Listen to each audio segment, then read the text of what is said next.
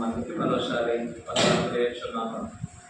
దేవుడు అనుగ్రహించిన సమయంలో మనం అందరము కలిసి ఆయన మాటను చదువుకొని మనలో ఉన్న లోపాలు సరి చేసుకొని మనం అందరము ప్రభువు వల్ల ఎదగడానికి ప్రయత్నం చేద్దాం.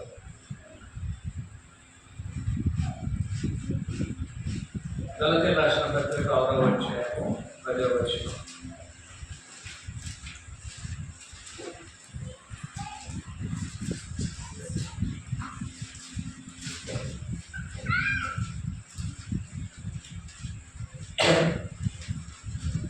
గలతీయ 6:10. కాబట్టి మనకు సమయము దొరికిన కొలది అందరి ఎడలను విశేషముగా విశ్వాస గృహములకు చేరిన వారి ఎడలను మేలు చేయడము.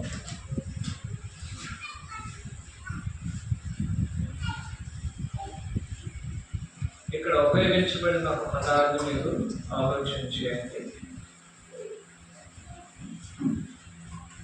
ప్రతి క్రైస్తవుడు అందరికీ సహాయం చేసేవాడుగా ఉంటారు. అది ఇక్కడ తెలియజేసేటువంటి విషయం. 10వ వచనంలో కాబట్టి మనకు సమయం దొరికిన కొలది అందరి విశేషముగా విశ్వాస గృహం చేరేటట్టు మేలు చేయబడింది. క్రైస్తవుడు ఈ లోకంలో జీవించే వాడని మనము దేవుని వలన ఆజ్ఞాపించబడి ఈ లోకంలో మనం జీవిస్తున్నాం. అయితే క్రైస్తవులకున్న ఒక గుణం ఏమిటంటే ఇతరులకు సహాయం చేసేటట్టు వాడు. క్రైస్తవుడు ఇతరులకు సహాయం చేసేటట్టు వాడు. మత్తయి సువార్త 5వ అధ్యాయము 14వ వచనంలో ప్రభువైన యేసు మనం క్రైస్తవులుగా ఉండడానికి ఒక మార్గం అనేది ఇక్కడ మనకి తెలియజేయబడింది. ఆ మార్గం ఏమిటో ఒకసారి మనం దాన్ని చదివినట్లయితే మనకి అర్థమవుతుంది. మత్తయి 5వ అధ్యాయము 16వ వచనం. మనుషులు మీ సత్క్రియలను చూసి పరలోకమందున మీ తండ్రిని మహిమపరచినట్లు వారి ఎదుట మీ వెలుగును ప్రకాశింపనివ్వండి. క్రైస్తవుడికి ఎలాగో మనం కనపరుచుకోవాలి? ఈనాడు క్రైస్తవులకు అనేకులు కనపరుచుకోవడానికి అనేకమైన మార్గాలు ఉన్నాయి. ఒకటి, నేను క్రైస్తవుడని చెప్పుకోవడము, మనం దానిని బట్టి మనం క్రైస్తవులుగా గుర్తించబడవచ్చు. రెండోది, మనం బైబిల్ పట్టుకుని వెళుతున్నప్పుడు అనేకులు దాన్ని చూసి మనం క్రైస్తవులుగా గుర్తింపబడడానికి అవకాశం ఉంది. 3, మనం ఇలాంటి దైవ కార్యక్రమాల్లో పాల్గొన్నప్పుడు ఇతరులు మనము క్రైస్తవులుగా వారు గుర్తించడానికి అవకాశం ఉంది. 4 ఏమిటంటే మనం ధరించేటువంటి వస్త్రములు మరియు మనం ధరించేటువంటి సిలువ మరియు మనము మన బండ్ల మీద వాహనాల మీద వేసుకునే సిలువ, మనం చేతికి కట్టుకునేటువంటి టాటూస్ల సిలువ, ఇండ్ల మీద సిలువ గుర్తులు, అక్కడక్కడ నక్షత్రాలు కట్టుకోవడం, ఈ విధంగా చేయడం ద్వారా ఏం చేయవచ్చు? మనము క్రైస్తవులుగా ఇతరులకు మనం చూపించుకోవచ్చు. ప్రభువు ఆ విధంగా మనల్ని గుర్తించమని లోకానికి ఆయన తెలియజేయదు. లోకంలో ఉన్నవారు మనల్ని గుర్తించడానికి ప్రభు మనకి ఇచ్చినటువంటి ఒక గురువు ఏమిటంటే 16వ వచనంలో మీ సత్క్రియలను చూసి, మీరు ఇతరులకు చేసే మంచి క్రియలను చూసి, 1 దేవుడు మహిమపరచబడాలి, 2 లోకము మిమ్మల్ని గుర్తించాలి. అప్పుడే మనం క్రైస్తవులుగా లోకంలో జీవించడానికి అవకాశం ఉంది. 1 ఏం చేయవలేదు? ఇప్పుడు ప్రతి క్రైస్తవుడు ఇతరులకు మేలు చేసేటువంటి వారు. అలాగూ మన క్రైస్తవత్వాన్ని లోకానికి బయలుపరచాలి. ప్రభు చెప్పిన ఆలోచన ఏమిటంటే మనం క్రైస్తవులకు ఎలాగో లోకాన్ని కనపరుచుకోగలము అని చెప్తున్నాడు. మీరు సత్క్రియలను చేసి, మీరు మంచి క్రియలను చేసి, ఇతరులకు సహాయమును చేసి మీరు క్రైస్తవులుగా గుర్తెరగబడవలేదు. ఇందును బట్టి ఏం జరుగుతుంది? ఒకటి, దేవుడు మహిమపరచబడుచున్నాడు. రెండు, మిమ్మును వారు క్రైస్తవులుగా గుర్తిస్తున్నారు. ఎందుకంటే వెలుగును వారికి ప్రకాశింపనేది, వెలుగును వారు చూస్తున్నారు, వెలుగును వారు గుర్తిస్తున్నారు. క్రైస్తవులకంటే మనలను లోకం గుర్తించడానికి మన యొక్క సత్క్రియలే మనకి అడ్రస్గా ఉండవలేదు. మనం చేసే మంచి పనులే మనము క్రైస్తవులని లోకము గుర్తించవలేదు. మనం చేసేటువంటి మంచి కార్యములే లోకము మనలను క్రైస్తవులని వారు తెలుసుకున్నదానికి ఒకే ఒక మార్గం. వేరే మార్గాలు అనేది అనేకమైన ఉన్న సరే, ప్రభు మనకిచ్చిన ఒక మార్గం ఏమిటంటే ఇతరులకు మనము మేలు చేయడం. యేసుక్రీస్తు వారు ఈ భూమి మీద ఉన్నప్పుడు ఆయన అనేకమైన కార్యాలు చేశారు, అనేకమైన విశేషమైన కార్యాలు చేశారు. దాంట్లో ఆయన ఐడెంటిఫై అనేది, ఆయన ప్రభు అని ఎలాగో లోకం గుర్తించినదో పరిశుద్ధాత్ముడు పౌలు గారి మూలంగా ఆనాడు దేవుని లేఖనములు బోధిస్తున్నప్పుడు తెలియజేయబడడం జరిగింది. అపోస్తల కార్యం 10వ అధ్యాయము 38వ వచనము, 36వ వచనం, 36 నుంచి 38, కానీ నేను 38వ వచనం మాత్రం చదువుతాను. అదేదనగా, దేవుడు నజరేయుడైన యేసును పరిశుద్ధాత్మతో శక్తితో అభిషేకించునంటే దేవుడు ఆయనకు తోడేయుడు కనుక ఆయన మేలు చేయొచ్చు, అపవాది చేత పీడించబడిన వారందరూ స్వస్థపరచు సంచరించుండేను. ఆయన ఏం చేశాడంటే ఆయన మేలు చేయొచ్చు, ఇతరులకు ఆయన మేలు చేసేటట్టు ఆయన యేసుక్రీస్తు వారు లోకమంతా గుర్తించడానికి ఆయన 2000 సంవత్సరాల క్రితము ఆయన గుర్తించబడడానికి ఒక కారణం ఏమిటంటే ఆయన ఇతరులకు మేలును చేసను. ఎవరికి ఏ రకమైన మేలు అవసరమో ఆ మేలును గుర్తించి వారికి సహాయం చేయడం జరిగింది. యేసుక్రీస్తు వారు మేలు చేయించు లోకమునకు తను తాను దేవుని కుమారుడని ప్రత్యక్షపరచుకోలేము.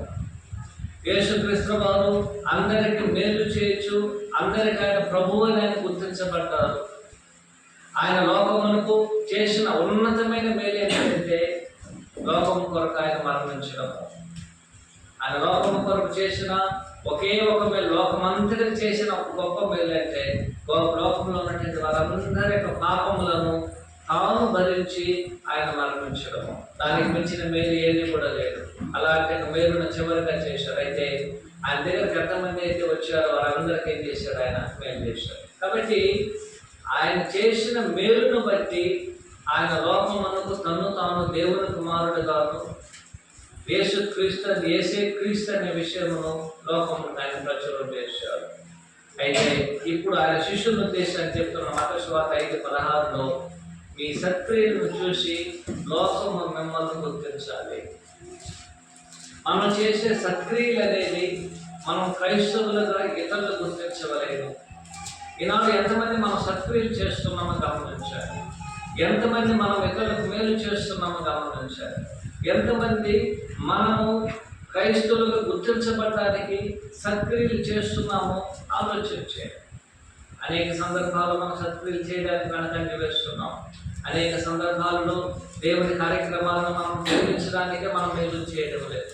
ఇతరులు ఆకలిగా ఉన్నప్పుడు వారికి ఆహారాన్ని ఎంతమంది పెడుతున్నాం, దప్పికున్నప్పుడు ఎంతమందికి దాహానికి ఇస్తున్నాం, రోగి ఉన్నప్పుడు వారికి అవసరం ఎప్పుడు గుర్తిస్తున్నాం, వస్త్రం లేని వారికి ఎప్పుడు వారికి వస్త్రాలను అనుగ్రహిస్తున్నాం. ఇవన్నీ కూడా మనము ప్రభు యొక్క నామములో క్రైస్తవులకు మనం వారికి ఇచ్చి మన యొక్క క్రైస్తవ గుర్తును లోకానికి తెలియజేయడం. కాబట్టి క్రైస్తవులు అనేటువంటి వారు ఈ లోకమును తెలుసుకోవడానికి మనకున్న గుర్తింపు ఏమిటంటే ఇతరులకు మనము మేలు చేయడం. ఇతరులందరికీ ఏం చేయవలైన మనము మేలు చేయాలి. అలాగూ మేలు చేయడానికి మనం పిలువబడి ఉన్నాం. అలాగూ మేలును జరిగించడానికి మనము పిలువబడి ఉన్నాం. ఇలా పిలువబడినటువంటి మనము ఇప్పుడు ఆయన గలతి 6వ అధ్యాయం 10వ వచనం తెలియజేస్తున్నారు. కాబట్టి మనకు సమయం దొరికిన కొలది అందరి ఎడల మనము మేలు చేయాలి. మనం ఎంతమందికి సహాయం చేయాలండి? అందరికి సహాయం చేయాలి. కాబట్టి ఆయన తెలియజేస్తున్నారు, కాబట్టి మీరు ఇతరులకు సహాయం చేయాలి. కాబట్టి ఈనాడు క్రైస్తవుడిగా మనం గుర్తించబడడానికి మనం చేయవలసిన మొదటి పని ఏమిటంటే అందరికీ మనము మేలు చేయాలి. అందరికీ ఏం చేయాలి? మనము మేలు చేయాలి. దీంట్లో క్రైస్తవుడని కాదు, క్రైస్తవేతరుడని కాదు, అందరికీ మనం మేలు చేయాలి. ప్రతి ఒక్కరికి మనం మేలు చేయాలి. ఎవరు అవసరమని వస్తున్నారో, ఎవరు వారికి అవసరం ఉన్నదని మన ప్రభు యొక్క నామములు మన దగ్గరకు వస్తున్నారో వారందరికీ మనము సహాయమును చేయవలేను. అది మనం వారి సహాయం చేసేది మీరు క్రైస్తవులా కాదని వారిని అడిగి చేయాల్సిన అవసరం లేదు. మన దగ్గరికి సహాయంకి వచ్చిన ప్రతి ఒక్కరికి మనము సహాయపడవాలి. రెండోది ఏమిటంటే విశేషంగా మనము విశ్వాస గృహాన్ని చేయాలి. విశేషంగా మనం ఎవరికి సహాయం చేయాలండి? విశ్వాసులకు చేయవలేను. అదే ఆయన తెలియజేస్తున్నాడు. విశేషంగా విశ్వాస గృహము చేరిన వేళలా చేయండి. మనం చేసేటువంటి సక్రియలు అనేది ఒకటి అందరికీ చేయాలి. రెండు విశేషం ఎవరు చేయాలి? మనము విశ్వాస గృహాన్ని చేయాలి. ఉదాహరణకి ఒక సహోదరుడు విశ్వాసి, ఒక సహోదరి విశ్వాసిగా ఉన్నారు. వారికి ఆకలిగా ఉన్నది. ఇప్పుడు ఇంకొకరు విశ్వాసి కానటువంటి వారు ఉన్నారు, వారికి కూడా ఆకలిగా ఉన్నది. అలాంటి ఒక శోధన అనేది, ఒక పరీక్ష అనేది మనకు వచ్చినప్పుడు మనం ఎవరికి ఇవ్వలేను? విశ్వాస గృహానికి ఇవ్వాలి. కారణం ఏమిటంటే వారు విశేషమైనటువంటి వారు. ఎవరి దృష్టిలో విశేషమైన వారు? లోకం దృష్టిలో కాదు, మనుషుల దృష్టిలో కాదు, దేవుని దృష్టిలో వారు విశేషమైనటువంటి వారు.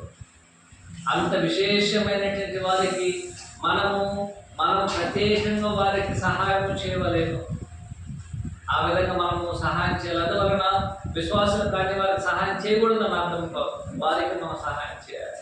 కాబట్టి ఈ యొక్క లోకంలో ఒక క్రైస్తవుడు గుర్తించబడడానికి దేవుడు మనకి ఇచ్చినటువంటి ఒక గుర్తు ఏమిటంటే ఇతరులకు మనము సహాయం చేయడం, మేలు చేయడం.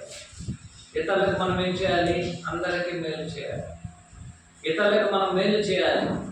సహాయం చేయడం ద్వారానే క్రైస్తవుడు ఏం చేయబడతాడు? లోకానికి ఒక గుర్తింపుగా ఇతరులు మనల్ని గుర్తించాలి. ఒకటి. రెండు, ఎంతమందికి మనం సహాయం చేయాలి? అందరికీ మనం సహాయం చేయాలి. అది మనం చేయాల్సినటువంటి బాధ్యత అనేది ఉంది. మూడు ఏమిటంటే విశేషముగా విశ్వాస గృహమునకు మనము సహాయం చేయాలి. విశేషం ఎవరు చేయాలని? మనము విశ్వాస గృహానికి సహాయం చేయాలి. నాలుగు, ఎవరికి సహాయం చేయవలని గమనించాలి. 6వ వచనంలో వాక్యోపదేశం పొందువారు ఉపదేశించే వారికి మంచి పదార్థములలో భాగం ఇవ్వలేను. విశేషం ఎవరికి ఇవ్వలేను? ఇక్కడ చెప్తున్న 6వ వచనంలో మీకు ఎవరైతే వాక్యాన్ని బోధిస్తున్నారో వారికి కూడా మీరు సహాయం చేయాలి. వాక్యాన్ని బోధించేటంటే వారికి, ఎవరైతే మీకు వాక్యాన్ని బోధిస్తున్నారో వారికి సహాయం చేయవలేదు. రెండోది, ఎవరికి సహాయం చేయాలి? విశ్వాస గృహానికి సహాయం చేయాలి. మూడు, అందరికి మనము సహాయం చేయాలి. నాలుగు, అలాగున్న మనము క్రైస్తవులుగా లోకములకు గుర్తించబడాలి. ఐదు, ఆ విధంగా మనం చేసినట్లయితే మనం చేసినటువంటి ఆ ఫలమును ఏం చేయ మనము పోగొట్టుకున్నాము. 7వ వచనంలో మోసపోబడి దేవుడు వ్యతిరేకించబడిన మనుషుడు వేటిని విత్తును వాటి పంటనే పోయాను. ఎలా శరీరీతికి మీరు విత్తినట్లయితే శరీరం అక్షయమే, వాటి ఆత్మ విషయం విత్తినట్లయితే ఆత్మ నుండి నిత్య జీవం పంటను మీరు పోయిదురు. మేలు చేయటది విసుగు యుద్ధము, అలాగే మనం చేస్తే తగిన కాలం మందు పంటపోతాము. మనం అలాగ చేయడానికి గల కారణం ఏమిటి? 5వ పాయింట్లో చెప్తున్నారు, మనకు దానికి తగినటువంటి పంటను, మన ఫలములను ఏం చేస్తాం? మనము వస్తాం. దేవుడు మనము చేసే ప్రతి సహాయములకు దేవుడు మనకేం చేస్తాడు? మనకు మేలు చేస్తాడు. మనం చేసే ప్రతి పనికి దేవుడు మనకు సహాయపడతాడు. ఈనాడు క్రైస్తవులు అనేటువంటి మనము ఇతరులకు సహాయం చేయడానికి అనేక సందర్భాలు మనం చేయించాము. అనేక సందర్భాల్లో ఇతరులకు సహాయం చేస్తే మనం ఏదైనా సరే లోటు కలుగుతుందని ఆలోచన చేస్తున్నాం. కానీ దేవుడు ఇక్కడ తెలియజేస్తున్నాడు, అలాగ క్రైస్తవుడు ఆలోచన చేయకూడదు. క్రైస్తవుడు అనేటువంటి వాడు ఎలా లోకానికి గుర్తించబడాలి అంటే ఇతరులకు సహాయం చేయడం ద్వారా గుర్తించబడాలి. ఇతరులకు మనము సహాయం చేయడం ద్వారా గుర్తించబడాలి. ప్రియమైన సహోదరులారా, మనం సహాయం చేసేటువంటిది ధారాళంగా చేసేటువంటి సహాయం అనేది ఆయన ఏ విధంగా చేయవాలని చెప్తున్నా గమనించారు. 9-10 వచనాలలో ఒకటి ఆయన చెప్తున్నాడు, మనకి సమయం దొరికిన కొలది చేయాలి. సమయం దొరికిన కొలది అన్నప్పుడు అర్థం ఏమిటంటే, ఎప్పుడు మనకు అవకాశం వస్తే అప్పుడు మనం చేస్తూనే ఉండాలి.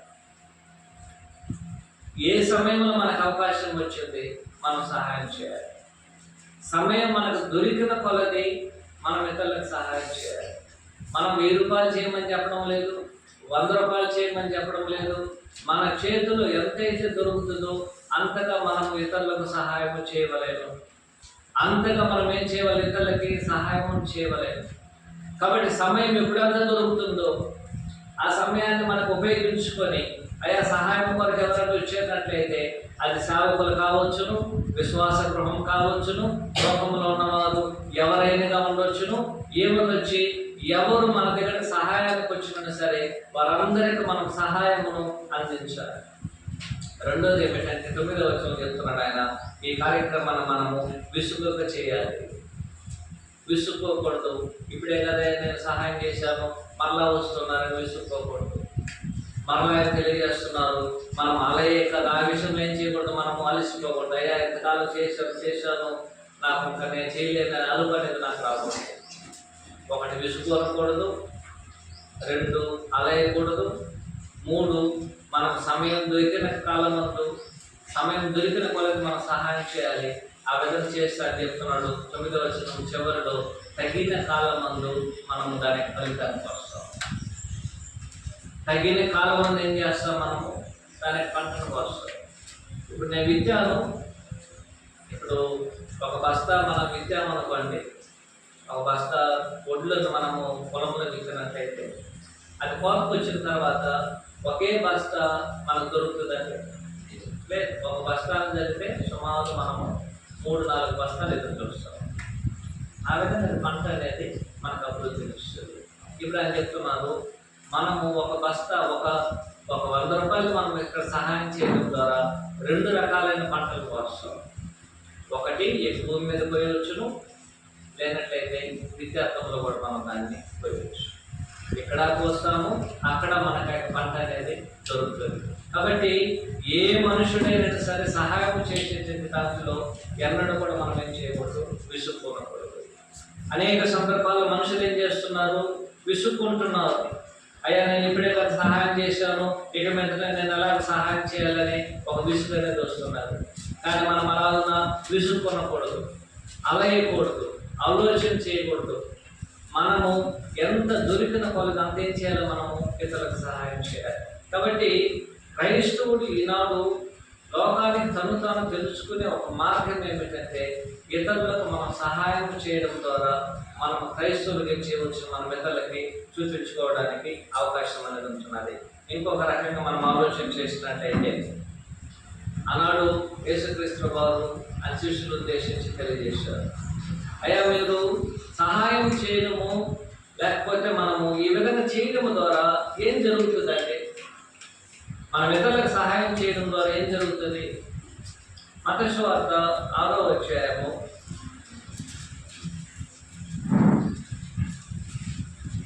19వ వచనము 20వ వచనం.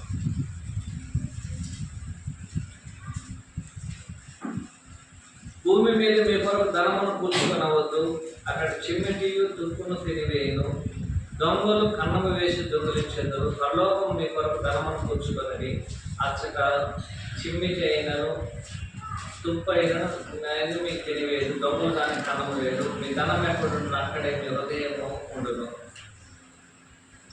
2-3 ప్రత్యేకమైన విషయాలు. ఎందుకు మనము ఇతరులకు సహాయం చేయవలేనంటే, ఒక రకంగా మనం సహాయం చేసేటటువంటిది, మనం చేసే సహాయం అనేది మనకి ధనం అనేది పరలోకోత్తమంగా మారుతుంది. మనం భూమి మీద ఉన్నటువంటి ధనం అనేది, ఉదాహరణకి ఇప్పుడు మనము డాలర్స్ మనకి రూపాయి అనేది మన చేతిలో ఉంటుంది, కరెన్సీ అనేది మన రూపాయి. ఇప్పుడు అమెరికాకి వెళ్ళినట్లయితే రూపాయి చెల్లుతుందండి, ఎవరు పట్టించుకోరు. 500 రూపాయలు తీసుకెళ్ళి 1 రూపాయి ఒక చాక్లెట్ తీసుకోవాలన్నా సరే మనం ఇచ్చే 500 రూపాయలు అనేది కొట్టి కాగితంతో సమానం, ఎందుకంటే అక్కడ పనికి రాదు. దానికి విలువే లేదు. అయితే అదే $1 తీసుకెళ్ళి అక్కడ ఇచ్చినట్లయితే అక్కడ ఉపయోగపడుతుంది. ఇప్పుడు ఆయన చెప్తున్నాడు, మనం చేసేటువంటి సహాయం అనేది, భూమి మీద మనం చేసే సహాయం అనేది పరలోక ధనంగా అది మార్చబడుతుంది. పరలోకములో మనము ధనం కూర్చుకోవడానికి భూమి మీద ధనాన్ని పట్టుకొని మనం తీసుకెళ్ళలేము. ఎందుకంటే మనము శరీరంలో చనిపోయినప్పుడు మనం చనిపోయేది మన శరీరము మట్టి అయిపోతుంది. శరీరంలో ఉన్నటువంటి దాన్ని ఏ ధనాన్ని కూడా మనం పరలోకం తీసుకెళ్ళలేము. కానీ పరలోకమునకు మనకు ధనాన్ని మార్చడానికి ఉపయోగించేటువంటి ఒకే ఒక మార్గం ఏమిటంటే మనము ఇతరులకు సహాయం చేయడం ద్వారా, ఇతరులకు సహాయం చేయడం ద్వారా మన సహాయం అనేది పరలోక ధనముగా మార్చబడుతుంది.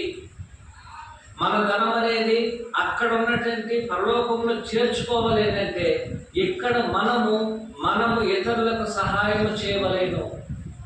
ఏ విధంగా సహాయం చేయాలి? ఒకటి, మనము ఎవరెవరు సహాయం చేయవాలని చూసాం. మనం ఎవరికి సహాయం చేయాలి? అందరికి సహాయం చేయాలి. 2, విశేషముగా విశ్వాస గృహానికి మనం ఏం చేయవలేను? సహాయం చేయాలి. 3, దేవుని సేవకులకు సహాయం చేయాలి. 4, దేవుని పని కొరకు మనము సహాయం చేయాలి. 5, దేవునికి మనం ఇచ్చేటువంటి కానుకల విషయంలో మన యొక్క ధనమును ఏం చేయాలి? మనము దేవునికి ఇచ్చి మనము ఆ దైవ కార్యక్రమానికి మనం పాల్గొనాలి. ఈ విధంగా మనం ఏం చేయవచ్చును? మన యొక్క ధనమును మనము ఇక్కడ $100 మనం ఖర్చు చేస్తున్నామంటే అది పరలోక ధనముగా అది మార్చబడుతుంది. యేసుక్రీస్తు నామములో చేయాలి, లేనట్లయితే దేని వల్ల ప్రయోజనం లేదు. మనం చేసే ప్రతి సహాయం అనేది పరలోక ధనముగా మార్చబడవలేదంటే మనము ఈ యొక్క రూపంలో అందించవలేదు. అనేక సందర్భాల్లో మనం ఏం చేస్తున్నామంటే మన ధనాన్ని కానుకలు ఇవ్వడానికి కూడా మనం ఆలోచన చేస్తున్నాం. మనం ఈ యొక్క వారం అంతటిలో $5,000 సంపాదించి ఉండవచ్చు, లేక $3,000 సంపాదించి ఉండవచ్చు. కానీ దేవునికి ఇచ్చేటప్పటికి మాత్రం మనం ఏం చేస్తాము? ఎక్కడ $10 నోటు ఉందో ఎత్తుకొని దేవునికి ఇస్తున్నాం, లేకపోతే $20 నోటును తీసుకొని దేవునికి ఇస్తున్నాం. $100 దేవునికి ఇవ్వడానికి మన చేతులు రాదు. ఎందుకు రాదంటే మనం ఆ విధంగా అనుకుంటున్నాం, భూమి మీద మన ధనం అనేది మనకి మేలునిస్తుంది అనుకుంటున్నాం. వస్తుంది, మేలునిస్తుంది. కానీ మేలునిచ్చేటటువంటి ఎంతకాలం ఉంటుంది? ఒక రోజుకి మనం చేర్చి పెట్టుకుంటాం, మరుసటి రోజు దాన్ని ఎవరో తీసుకెళ్ళిపోతారు. ఎవరైనా సరే ఏం చేస్తారు? దాన్ని మన డబ్బులు వారు ఎవరు తీసుకెళ్ళిపోతారు. మనము ఒక రోజుకి ఏది చేయలేనైనా సరే ప్రతి దాని గురించి మనం ఆలోచన చేయము. భూ సంబంధంగా మనం ఖర్చు పెట్టడానికి, భూ సంబంధంగా మనం చేర్చుకోవడానికి ఎక్కడ కూడా మనం ఏం చేయము? మనము డబ్బుల గురించి ఆలోచన చేయము. కానీ దేవునికి కానుకలు ఇవ్వాలన్నప్పుడు మన యొక్క చేతులు రాదు. వెతికి ఏం చేస్తాం? మనము $10 నోట్లు తీసుకొచ్చేస్తాం. వెతికి లేకపోతే $20 నోట్లు తీసుకొచ్చేస్తున్నాం.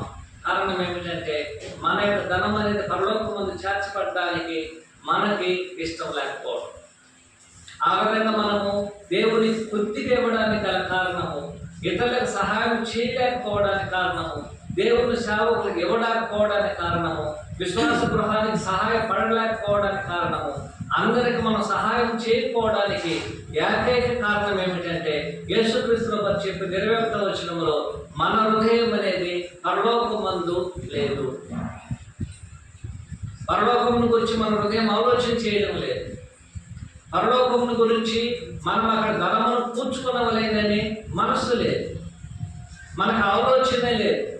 పరలోక ధనాన్ని కూర్చుకోవడానికి మనమేమనుకుంటున్నామంటే చనిపోయే ముందు మన చేతి నుండి డబ్బులు తీసుకెళ్తే నేరుగా పరలోకం వెళ్ళిపోవచ్చు అనుకుంటున్నాం. అలా కుదరదు.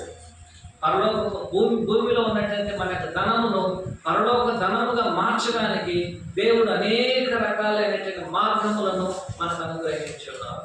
ఆ విధంగా మనం అనుగ్రహించేటువంటి మార్గములలో 5 రకాలైన మార్గాలను చూసాం. ఆ మార్గంలో ఏ మార్గములు అయినా సరే మనము మన యొక్క భూసంగమైన ధనమును పరలోక ధనముగా మార్చడానికి అవకాశం ఉంది. ఆ విధంగా మార్చడం ద్వారా మనం పరలోకం ఏం చేస్తున్నాము? ధనాన్ని కూర్చుకున్నట్టయితే మనము మన యొక్క ధనం అనేది ఎక్కడికి పోదు. ఇప్పుడు మన ధనాన్ని సంపాదించి ఎక్కడైనా మనం ఇంట్లో పెట్టాము, ఇంట్లో పెట్టిన తర్వాత దాన్ని మర్చిపోయినట్లయితే ఎవరైనా ఏం చేస్తారు, దాన్ని తీసుకోవచ్చు.